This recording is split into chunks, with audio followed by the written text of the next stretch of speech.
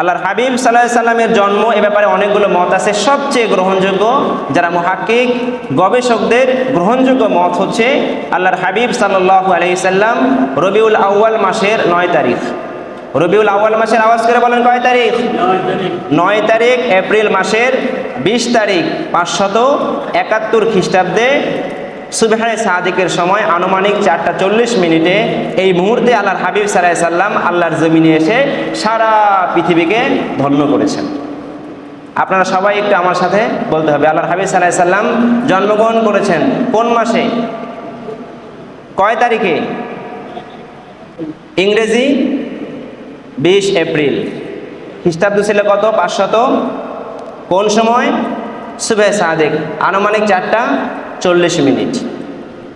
এটা হচ্ছে সবচেয়ে গ্রহণযোগ্য মুহাক্কিকদের মত, যার উপরে অনেক গবেষণা হয়েছে, রিসার্চ হয়েছে।